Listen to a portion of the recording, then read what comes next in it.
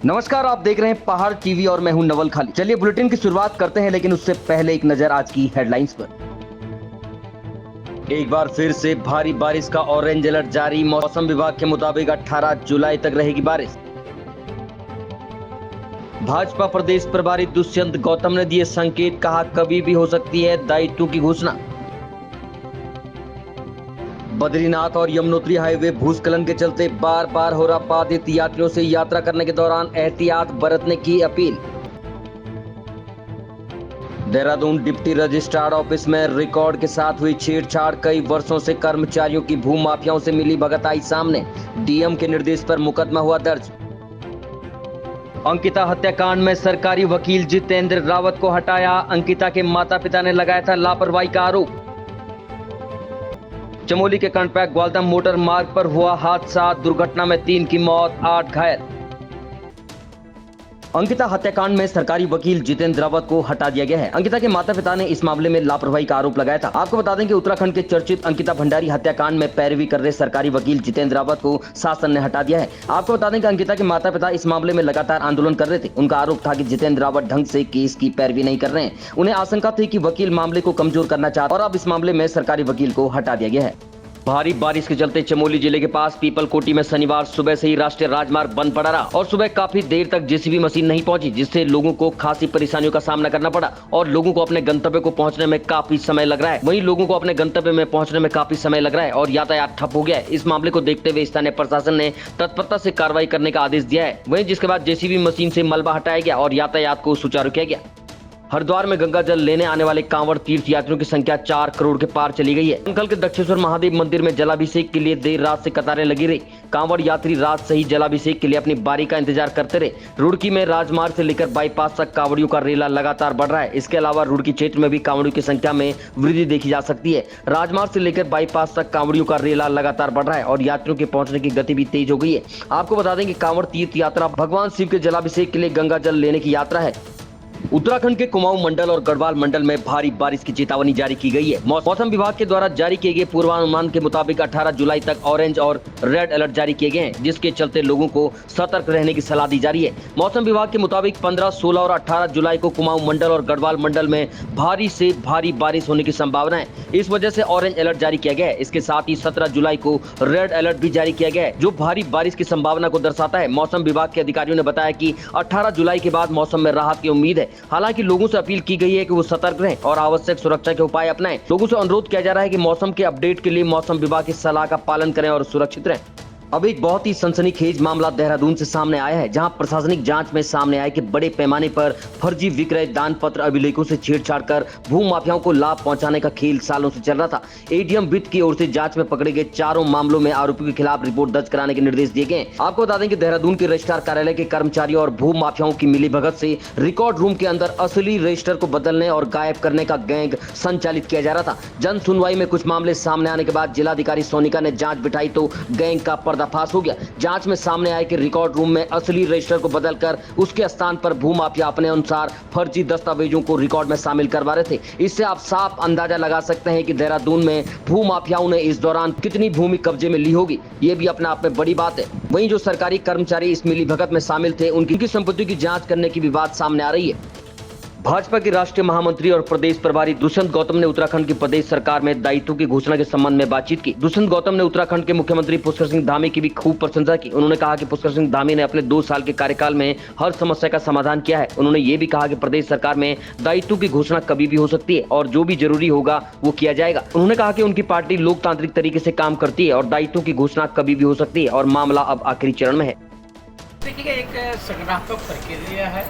कुछ प्रक्रिया के तहत कि कोई हमारे यहाँ कोई परिवारवाद तो है नहीं कि एक परिवार ने ऑर्डर दिया और काम हो गया। लोकतांत्रिक तरीके से हम चलते हैं।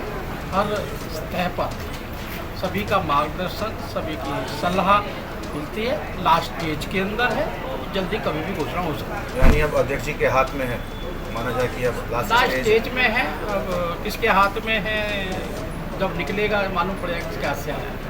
14 जुलाई को राजपुर रोड स्थित डोमिनोज, KFC, क्रोमा और मैकडॉनल्ड्स में निरीक्षण के दौरान पाया गया कि संबंधित फ्रेंचाइजी द्वारा खुले में कूड़े का निस्तारण किया जा रहा है और सॉलिड वेस्ट मैनेजमेंट रूल्स के अंतर्गत कोई भी संज्ञान नहीं लिया जा रहा है। इस कारण से KFC, डोमिनोज और क्रोमा पर 10,000 रुपए का चालान किया गया। साथ ही मैकडॉनल्ड्स को लेकर कूड़ेदान को लेकर अपनी फ्रेंचाइजी के बाहर प्लग से लगाने के लिए निर्देशित किया गया। वहीं 1,000 रुपए के जुर्माने की कार्रवाई की गई। अब खबर पिथौरागढ़ से है, जहां भारत नेपाल समन्वय समिति की बैठक पिथौरागढ़ विकास भवन में आयोजित की गई। पिथौरागढ़ जनपद से लगे नेपाल के पश्चिमांचल क्षेत्र के दारचूला और बेतड़ी जिले के उच्च अधिकारियों के साथ पिथौरागढ़ जनपद के प्रशासनिक अधिकारियों ने 16 मामलों को लेकर आपस में चर्चा की। नेपाल के उच्च अधिकारियों के पिथौरागढ़ पहुंचने पर पिथौरागढ़ प्रशासन ने उनका स्वागत किया। वहीं भारत नेपाल के रोटी बेटे के संबंधों को और मजबूती देने के लिए आपसी समन्वय से कार्य करने पर जोर दिया गया। बैठक में तय हुआ कि दोनों देशों की सीमा पर स्थापित सुरक्षा एजेंसियों, स्थानीय पुलिस के मध्य आपसी समन्वय किया जाए। दोनों देशों की सीमा पर सघन चेकिंग और पेट्रोलिंग और सूचनाओं का आदान प्रदान किया जाए। वहीं जाली नोटों की तस्करी, अवैध मादक पदार्थों और मानव तस्करी, वन्य जीव जंतुओं के अंगों की तस्करी को रोकने में आपसी सहयोग से काम करने के साथ सीमावर्ती क्षेत्रों में होने वाली महत्वपूर्ण घटना और नेपाल में भारत विरोधी गतिविधियों के संबंध में सूचना देने के साथ भारत नेपाल के मध्य स्थित दारचूला छारचुम मोटर पुल का निर्माण समय पर पूरा करने में आपसी सहयोग दिया जाए। खोतिला में पिछले 2-3 दिन पहले एक घटना हुई थी। उसमें काली रिवर में पानी बढ़ने की वजह से उसमें एक घर गिर गया था और अभी 3-4 घर हैं जो अभी खतरा आया है उसमें एक मेन समस्या ये आ रही थी कि सामने लस्कू नाला है, उसके कुछ मलबा पड़ा हुआ है। तो उसको भी हम लोगों ने हमारे जो अपनी जो चिंताएँ हैं उन मैडम के सामने रखी हैं, तो उन्होंने भी आश्वासन दिया है कि उसमें हम लोगों के साथ पूरा कोऑपरेट करेंगे। चीज़ों पे काम किया जाएगा दोनों देशों का आपस में समन्वय।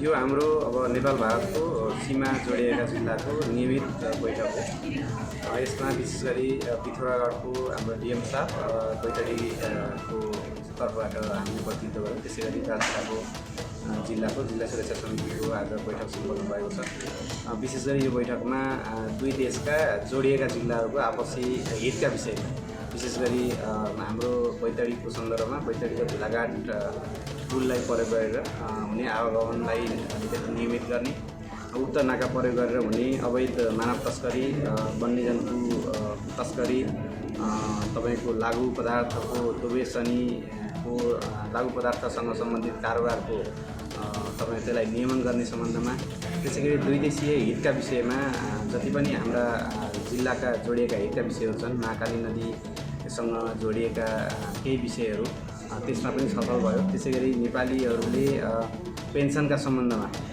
पटक पटक भारतीय ब्याङ्कमा आउनुपर्ने र त्यहाँ केही झेल्ने समस्याको विषयमा त्यसलाई पनि सहजीकरण गर्नलाई दुवै देशको तर्फबाट एउटा समझदारी बनेको छ। त्यसमा पिथौरागढको डिएम साहबले अब त्यसलाई थप छलफल गरेर यहाँ ब्याङ्कको शुक्रवार को पुलिस महानिरीक्षक गढ़वाल रेंज करण सिंह नंगडियाल ने कांवड़ क्षेत्र के अंतर्गत मेला कंट्रोल रूम, ऋषिकेश, लक्ष्मण झूला, गरुड़ चट्टी समेत कई क्षेत्रों का भ्रमण किया। इस दौरान उन्होंने कांवड़ यात्रा के दौरान मेला क्षेत्र की व्यवस्थाओं का जायजा लिया। इसके साथ ही उन्होंने ड्यूटी पॉइंटों पर नियुक्त अधिकारियों और कर्मचारियों से कांवड़ियों के मंदिर दर्शन और जलाभिषेक के लिए चल रही भीड़ और यातायात की व्यवस्थाओं के संबंध में जानकारी ली। इसके साथ ही आईजी गढ़वाल रेंज ने व्यवस्थाओं के कुशल प्रबंधन के लिए हरिद्वार, टिहरी और पौड़ी के SSP को बधाई दी और सभी पुलिसकर्मियों का हौसला भी अफजाई किया। अब खबर डोईवाला से है, जहां लोकसभा सांसद डॉक्टर रमेश पोखरियाल निशंक ने शुक्रवार को आपदाग्रस्त क्षेत्रों का दौरा किया। उन्होंने बुल्लावाला और दूधली क्षेत्र में युद्ध स्तर पर कार्य करने के लिए अधिकारियों को निर्देशित किया। इसका मुख्य उद्देश्य आपदा प्रबंधन क्षेत्र में स्थानीय अधिकारियों का सहयोग और समर्थन प्रदान करना है। उन्होंने आपदा प्रभावित क्षेत्र में जन संचार के माध्यम से लोगों को जागरूक करने का भी प्रयास किया। साथ ही विधायक बृजभूषण गैरोला ने भी आपदा प्रभावित क्षेत्रों का दौरा किया। उन्होंने भोपाल पानी और थानों का निरीक्षण करके स्थितियों का जायजा लिया। अब खबर मसूरी से है, जहां मसूरी देहरादून विकास प्राधिकरण के उपाध्यक्ष बंशीधर तिवारी द्वारा मसूरी में पार्किंग निर्माण को लेकर सरकार द्वारा तैयार की गई पार्किंग पॉलिसी को लेकर विभिन्न विभागों के अधिकारियों, Mussoorie hotel association, Mussoorie traders welfare association के पदाधिकारियों के साथ बैठक की और उनको सरकार द्वारा बनाई गई पार्किंग पॉलिसी के बारे में विस्तृत जानकारी दी। बंशीधर तिवारी ने बताया कि मसूरी में पार्किंग की बहुत बड़ी समस्या है, जिसको लेकर सरकार विभिन्न योजनाओं पर काम कर रही है। जो किंकर की पार्किंग बनी है जहाँ हम लोग बैठे हैं, ये बनने के बावजूद भी ठीक प्रकार से संचालित नहीं हो पा रही है। तो इसमें शासन स्तर से निर्देश प्राप्त हुए थे कि इसको ठीक कैसे एक प्रकार संचालित किया जाए कि यहाँ पर वाहनों की पार्किंग हो। इसके अलावा पार्किंग की अन्य संभावनाएं मसूरी में कहाँ उन पर विचार किया जाए, उनको तलाशा जाए और उनका निर्माण कार्य प्रारंभ किया जाए। इसके अलावा शासन द्वारा निजी जो हमारे विकास करते हैं उनके लिए भी एक पार्किंग पॉलिसी लाई गई है। तो अगर कोई निजी भूमि पर भी पार्किंग बनाना चाह रहा है तो उसको हम लोग अलाउ करेंगे। उसको हमने निर्देशित किया है कि उसको प्रचार प्रसार किया जाएगा और एक पार्किंग मसूरी से आई भी है जिसको हम लोगों ने गो थ्रू किया है और शीघ्र ही हम उसको मसूरी में प्रचारित करेंगे ताकि जो निजी विकास करता है वो पार्किंग बनाने की तरफ आकर्षित करें। जो किंकरेग वाली है इसको सुझाव ये आया है कि जो टैक्सी आती हैं टैक्सी को यहाँ पर रहना मैंडेटरी किया जाए और होटल में बुकिंग के समय ही मेंशन कर दिया जाए कि टैक्सी गाड़ियाँ जो बाहर से आएंगी वो यहीं पर पार्क हों। उनके लिए हम लोग डॉर्मेट्री और सस्ता अगर भोजन उपलब्ध कराएंगे तो निश्चित रूप से लोग यहाँ खड़ी करेंगे। खबर कानपुर से है, जहां कानपुर विधायक उमेश कुमार इस भीषण बाढ़ की आपदा में लगातार ग्राउंड जीरो पर बने हुए हैं। दिन रात एक करके लोगों की मदद कर रहे हैं। आपको बता दें कि शुक्रवार देर रात उन्हें कानपुर क्षेत्र के खेड़ी कला गांव से एक ग्रामीण का फोन आया कि उनके गांव में एक विशालकाय मगरमच्छ घुसा है, जिससे ग्रामीणों की जान को खतरा बना हुआ है। सूचना मिलते ही विधायक उमेश कुमार कुछ ही देर में खेड़ी कला गाँव पहुंचे और काफी घंटों की मशक्कत के बाद ग्रामीणों और वन विभाग के कर्मचारियों की मदद से उस विशालकाय मगरमच्छ को बाहर निकाला गया। अब खबर लक्सर से है, जहां उत्तराखंड में चौतरफा आई बाढ़ के रूप में आपदा का शिकार रेल प्रशासन भी होता हुआ नजर आ रहा है, जिस कारण रेलवे ट्रैक और रेलवे कॉलोनियां भी जलमग्न हो चुकी हैं। ऐसे में रेलवे प्रबंधन द्वारा इसका संज्ञान लेकर रेल संचालन फिलहाल के लिए रोक दिया गया है। वहीं जमीन का नुकसान और वास्तविक जायजा लेने के बाद मुरादाबाद रेल मंडल के अपर मंडल रेल प्रबंधक Rakesh Singh Buxar junction railway station पहुंचे, जहां उन्होंने बताया कि करीब 40-45 वर्षों बाद आई बाढ़ के रूप में इस आपदा के कारण रेलवे कॉलोनियां जलमग्न हो गई है। आप जानते हैं कि इस तरह का जो ये आई है प्राकृतिक आपदा, ये करीब लगभग 40-45 साल बाद आई है और इसमें आप लोगों ने हमारी तैयारी भी देखी होंगी। जो हमारी रेलवे कॉलोनीज हैं वो पानी में डूबी हुई है, उनकी व्यवस्था हमने यहाँ पर अपने कोचेज रुकवाए हैं, खड़े हुए, वहाँ पर उनके फैमिली के रहने की व्यवस्था करी है तथा उनके खान पान की व्यवस्था भी कल से शुरुआत हो चुकी है और पैसेंजर को भी इस कारण काफ़ी असुविधा हो रही है, जिसके लिए रेलवे उनसे अपना खेद व्यक्त करता है। लेकिन हमारी कोशिश है कि कैसे भी तरह हमारी जो ट्रेन है सुचारू रूप से चलाई जाए, चाहे उसको कहीं पे हम लोग शॉर्ट टर्मिनेट भी कर रहे हैं, कुछ ट्रेन कैंसिल भी कर रहे हैं। अब उम्मीद है कि जैसा आज है कि आज बारिश रुकी हुई है और कल से कोशिश रहेगी कि रेलवे अपनी सभी ट्रेनें सुचारू रूप से चलाए। अब खबर देहरादून के सहसपुर के अंतर्गत रामपुर से है, जहां हरिद्वार से जल भरकर आ रहे कांवड़ियों पर अज्ञात लोगों ने पथराव कर दिया। घटना शुक्रवार देर रात की है, जिसके कारण स्थिति तनावपूर्ण हो गई। इस मामले की संवेदनशीलता को देखते हुए आसपास के कई थानों की पुलिस को मौके पर भेजा गया। टीओ विकासनगर और एसपी देहात ने घटनास्थल पर पहुंचकर स्थिति को संभाला। वहीं माहौल के खराब होने की वजह से क्षेत्र में पीएससी लगाई। खबर मसूरी से है, जहां मसूरी में सामाजिक कार्यकर्ता पंडित मनीष गोनियाल ने पत्रकार वार्ता करते हुए मसूरी विधायक कैबिनेट मंत्री गणेश जोशी पर मसूरी विधानसभा के गुनियाल गांव में बन रहे सैन्य धाम में भू माफियाओं को संरक्षण देने और भ्रष्टाचार का बड़ा आरोप लगाया है। मनीष गोनियाल ने कहा कि मसूरी विधानसभा क्षेत्र में बनने वाले सैन्य धाम में भू माफियाओं को लाभ पहुंचाने के उद्देश्य से निर्माण करवाया जा रहा है और इस काम में भ्रष्टाचार के आरोप भी उन्होंने लगाए हैं। उन्होंने कहा कि मसूरी में करोड़ों रुपए की योजनाओं के तहत भ्रष्टाचार किया गया है। इसके साथ ही मसूरी के छोटे बड़े व्यापारियों को आर्थिक रूप से नुकसान हो रहा है।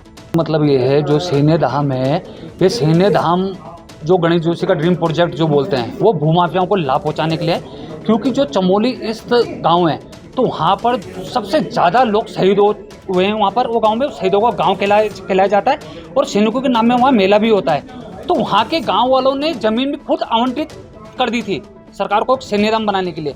उन्होंने आवंटित करने के बाद भी बोला था कि सैन्य धाम यहाँ बनना चाहिए, पर सैन्य धाम वहाँ न बनाते हुए यहाँ भूमाफियाओं को लाभ पहुँचाने के लिए गणेश जोशी ने कभी धरातल में कोई काम नहीं करा। अगर सैन्य धाम की जगह अगर सैन्य हॉस्पिटल बनता तो पूरी मसूरी विधानसभा की जनता क्या, उत्तरकाशी क्या, श्रीनगर सारी जनता यहाँ लाभ लेती हॉस्पिटल का। पर सैन्य धाम इस जगह में बनना चाहिए था जहाँ सैनिकों का स्थल है, जहाँ मतलब सैनिक उसमें सैनिक मेला हो रहा है चमोली गाँव में, वहाँ सैन्य धाम न बनाते हुए आप यहाँ पर भूमाफियाओं को लाभ पहुंचाने के लिए, खाली भूमाफियाओं को लाभ पहुंचाने के लिए, इसके अलावा कुछ गणेश जोशी ने आज तक कोई विकास काम नहीं करा है। जहाँ तक पेयजल योजना की बात करें जाए, 140 करोड़ की जो पेयजल योजना है उसका लाभ भी आज तक जनता नहीं ले पा रही है। और जैसे आप कुछ भी योजना बोले आज तक गणेश जोशी अपनी एक उपलब्धि बताते। अब खबर मसूरी से है, जहां मसूरी में मोसोनिक लॉज बस स्टैंड पर लगातार लग रहे जाम से निपटने का बस स्टैंड पर अव्यवस्थाओं को लेकर एसडीएम मसूरी नंदन कुमार के निर्देश के बाद नायब तहसीलदार विनोद तिवारी द्वारा प्रशासनिक टीम के साथ मसूरी मोसोनिक बस स्टैंड पहुंचे और अव्यवस्थित रूप से खड़े वाहनों को व्यवस्थित करने को लेकर मुख्य सड़क पर निशान लगाए, जिससे निशान के बाहर वाहन खड़े न हो सके। वहीं 4 बसों को खड़ा करने के लिए जगह को चिन्हित कर आरक्षित किया गया। नायब तहसीलदार विनोद तिवारी द्वारा स्थानीय लोगों और टैक्सी ओनर एसोसिएशन के सदस्यों को निर्देश दिए गए कि बेवजह गाड़ियां सड़क पर खड़ी न करें, जिससे जाम की स्थिति पैदा हो। हरिद्वार के बॉर्डर इलाके में बाढ़ से स्थिति गंभीर है। आपको बता दें कि लक्सर की रेलवे कॉलोनियां पूर्ण रूप से बाढ़ में जलमग्न हो चुकी हैं, जिस कारण रेलवे कॉलोनी वासी रेलवे स्टेशन के प्लेटफॉर्म पर कई दिनों से अपनी जिंदगी गुजारने के लिए मजबूर हैं। हालांकि रेलवे आवासों के हालात बाढ़ से पहले से भी बहुत ही जर्जर चली आ रही थी, लेकिन पीड़ित रेलवे कॉलोनी वासियों द्वारा लक्सर रेलवे स्टेशन का निरीक्षण करने पहुंचे एडीआरएम का घेराव कर लिया गया, जिस कारण घंटों तक हंगामा रहा। जहाँ पीड़ित रेलवे कॉलोनी वासी सैकड़ों की संख्या में रेलवे स्टेशन पर एकत्र होकर एडीआरएम से जर्जर और बाढ़ग्रस्त आवासों की स्थिति को दिखाने की जीत पर अड़े रहे। प्रशासन से अभी तक तो कोई उम्मीद नहीं है। हमारे साथ चलो, देखो वहाँ पे कि क्या हो रहा है। यहाँ पे ये लोग बोलते हैं कि हम बड़े अधिकारी को बोलेंगे। बड़े अधिकारी को बोलने से ये क्या बताएंगे? आप पानी में उतरोगे तब आपको पता चलेगा, आप आंखों से देखोगे। हम भी आज तक सुनते आए थे कि वहाँ बाढ़ है, यहाँ। अब खबर देहरादून के डोईवाला से है, जहां डोईवाला में बड़ी संख्या में किसानों ने सड़क पर उतरकर जहां शासन प्रशासन को चेतावनी देते हुए कहा कि अगर सरकार ने जोर जबरदस्ती से किसानों की जमीनों का अधिग्रहण किया तो वो मर जाएंगे, लेकिन अपनी जमीन किसी भी कीमत पर सरकार को नहीं देंगे। भारत सरकार डोईवाला के माजरी में एरो सिटी और इंटीग्रेटेड टाउनशिप का निर्माण करने जा रही है, जिसकी कवायद शुरू हो गई है। लेकिन डोईवाला क्षेत्र के किसानों और स्थानीय लोगों ने भारत सरकार की इस योजना को आम जन के खिलाफ बताते हुए इसका पुरजोर विरोध करना शुरू कर दिया है। वहीं क्षेत्र के माजरी, जीवनवाला, फतेहपुर, मारखम ग्रांट, दूधली क्षेत्र के सैकड़ों संख्या में ग्रामीणों और किसानों ने जनप्रतिनिधियों के साथ डोईवाला बाजार में प्रदर्शन करते हुए तहसील पहुंचे और एसडीएम के माध्यम से उत्तराखंड के मुख्यमंत्री को ज्ञापन प्रेषित करते हुए कहा कि टाउनशिप का निर्माण सरकारी भूमि पर किया जाए, न कि किसानों की जमीन पर। आज यहाँ पर डोईवाला सोसाइटी में किसानों के द्वारा एक मीटिंग का आयोजन किया गया, जिसमें हमें भी उपस्थित हुए हैं हम भी, और इसमें सरकार द्वारा अभी किसी को विश्वास में नहीं लिया गया है और ना जानकारी नहीं दी गई है और ना ही समाचार पत्रों के माध्यम से ही ये पता लगा है कि यहाँ पर स्मार्ट सिटी या एरो सिटी बनने जा रही है। और मैं सरकार से यही निवेदन करूँगा कि इस जो स्मार्ट सिटी है, एरो सिटी है, इसको सरकारी ज़मीन में बना दिया जाए और ताकि हमारे किसानों की ज़मीनें इसमें ना प्रभावित हों और उनका जीवन अस्त व्यस्त ना हो। हम यही माननीय हमारे जो उत्तराखंड के मुख्यमंत्री हैं पुष्कर सिंह धामी जी, उनसे यही निवेदन करते हैं कि हमारे किसानों के साथ छेड़छाड़ ना की जाए। धन्यवाद। आज यहाँ जो 7 गांव एरो सिटी के नाम पर, स्मार्ट सिटी के नाम पर एक्वायर करने की बात आई है, उसके लेकर शासनादेश का एक आदमी छोड़ दिया गया कि भाई यहाँ शासनादेश बताएगा कि क्या हो रहा क्षेत्र में, रिपोर्ट भेजी जाएगी। और यहाँ तक क्षेत्रवासी को पूछा नहीं गया, न ही जन सुनवाई हुई। उसके खिलाफ हम प्रदर्शन कर रहे हैं, धरना दे रहे हैं। आज हम एसडीएम के माध्यम से मुख्यमंत्री जी को ज्ञापन दे रहे हैं। उसके बाद भी अगर हमारे यहाँ पर क्षेत्रवासियों का शोषण हुआ, किसान की 1 भी इंच ज़मीन एक्वायर की गई, तो उसके लिए धरना प्रदर्शन करेंगे, भूख हड़ताल करेंगे। हम कुछ भी करने को तैयार हैं, लेकिन किसान का 1 इंच भी ज़मीन हम देने को तैयार नहीं है। अभी तक की खबरों में बस इतना ही। आगे की खबरों के लिए देखते रहिए पहाड़ टीवी। तब तक के लिए नमस्कार।